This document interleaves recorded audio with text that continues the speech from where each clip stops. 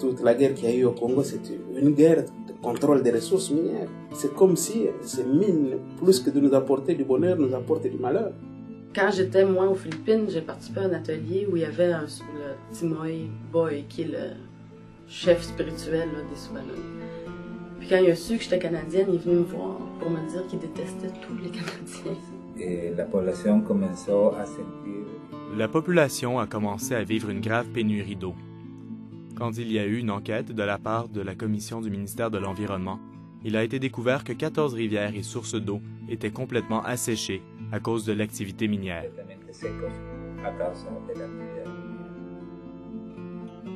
Que ce soit en Afrique, en Asie ou en Amérique latine, l'exploitation minière et le comportement de certaines entreprises canadiennes menacent les droits des populations du Sud, leur environnement et vient ternir l'image du Canada à l'étranger. Les chargés de programme de développement et paix nous parlent de la problématique que représente le contrôle des ressources naturelles dans les pays du Sud. C'est assez clair, nos partenaires nous parlent régulièrement depuis plusieurs années de cette problématique. Il y a déjà 5-6 ans, au Honduras, on nous en parlait en termes de concession. On disait à l'époque que 40% du territoire était légué en concession éventuelle d'exploitation minière. Donc Honduras, c'est concret tout le temps, on nous en parle tout le temps. Et on nous adresse toujours à nous, à Développement et Paix, les chargés de programme en tout cas, aux Canadiens, une certaine responsabilité, puisque ce sont les compagnies canadiennes qui sont sur le terrain. La plupart des pays en Asie sont très riches. Ils ont de riches forêts et les montagnes sont pleines de pierres précieuses et d'or.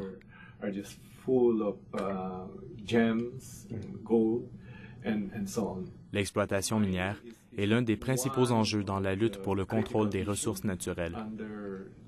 Nos partenaires disent que les guerres civiles et les conflits seraient basés sur le fait que les ressources s'épuisent.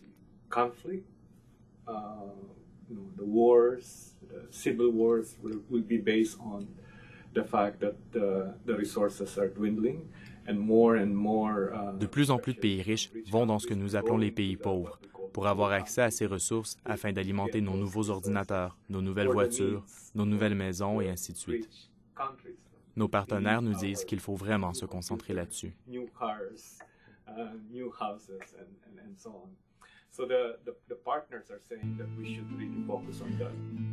Notre partenaire au Honduras, Caritas Tegucigalpa, affronte tous les jours les conséquences de l'exploitation minière. Dans notre feuillet Agissons, vous retrouverez le témoignage de Pedro Landa. Il nous parle ici de ce que vivent les familles dans son pays.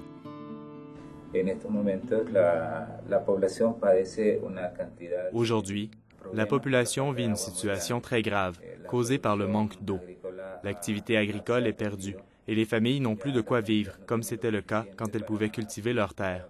Désormais, elles doivent acheter leur nourriture et la pénurie d'eau fait qu'elles doivent aller la chercher hors de leur village. Hay una gran escasez de agua que hace de que las comunidades tengan que ir a buscar agua fuera de su propio lugar.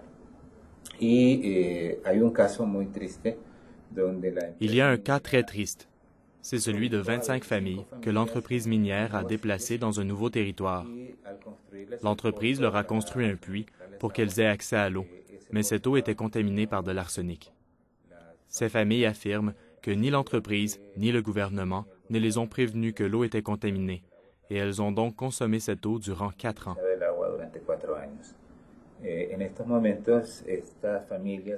Aujourd'hui, ces familles, comme d'autres dans la région, sont contaminées.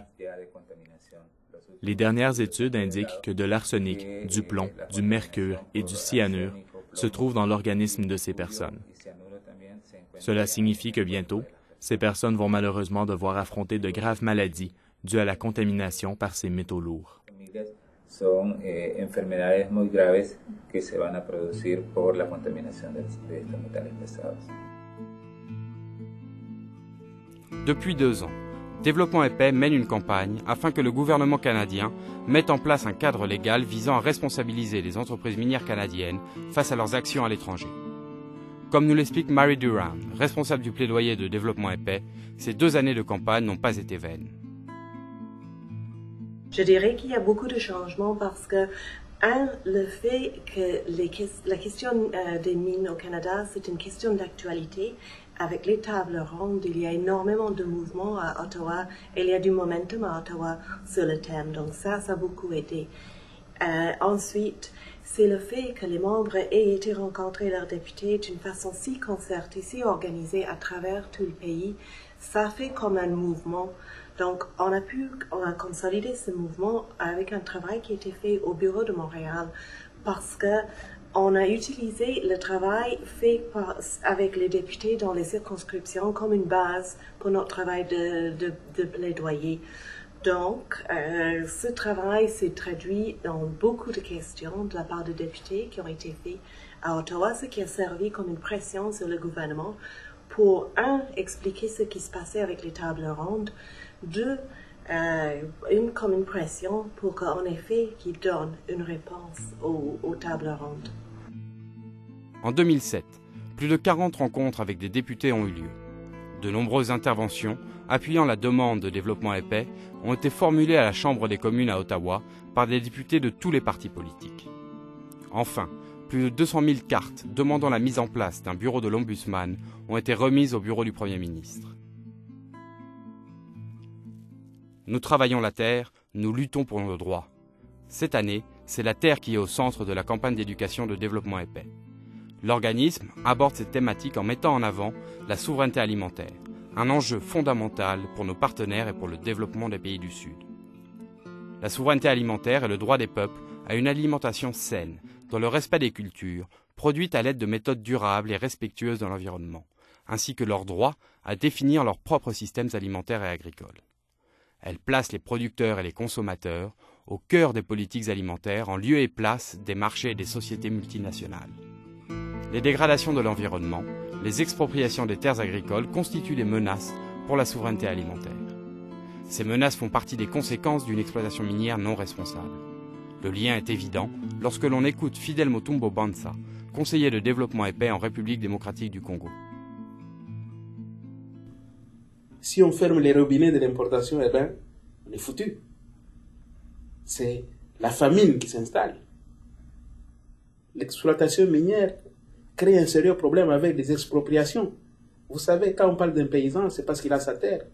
Mais si la superficie, la parcelle de terre qu'il a pour faire, il l'a plus parce qu'elle est prise par une compagnie minière.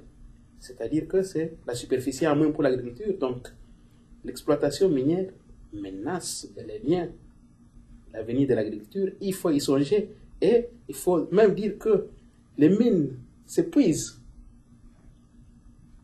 Ça peut durer 60 ans, mais elles vont finir par s'épuiser. Mais l'agriculture, elle ne s'épuise pas. Si on entretient son sol, la terre, on peut cultiver et vivre dignement. Face à ces situations, Développement et Paix a décidé de poursuivre une année de plus son action afin que le gouvernement canadien mette en place un cadre légal sur la responsabilité sociale des entreprises minières. De nouveaux outils sont à votre disposition pour réaliser la campagne cette année. Le feuillet Agissons vous donnera des exemples des situations que vivent les populations du Sud dues à l'exploitation minière. Cette année, Développement et Paix poursuit sa stratégie d'envoi de cartes au gouvernement afin qu'il agisse enfin sur cette question.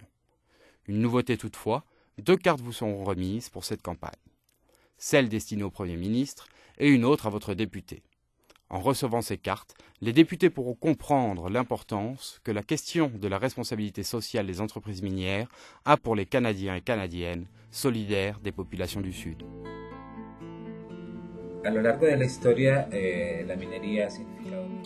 Historiquement, l'exploitation minière est synonyme de pauvreté. Quand les entreprises partent, elles laissent derrière elles des villages fantômes et les familles sont obligées d'émigrer. Personnellement, face à cette situation, je me suis impliqué dans cette lutte parce que je considère qu'en ce moment, l'exploitation minière détruit les opportunités et l'avenir de mon pays. Je crois que, comme chrétien, mon travail, ma mission est de dédier ma vie afin que toutes les personnes puissent bénéficier de conditions de vie et d'un futur meilleur. Restons nous aussi mobilisés pour le changement. C'est notre responsabilité et il est toujours temps d'agir.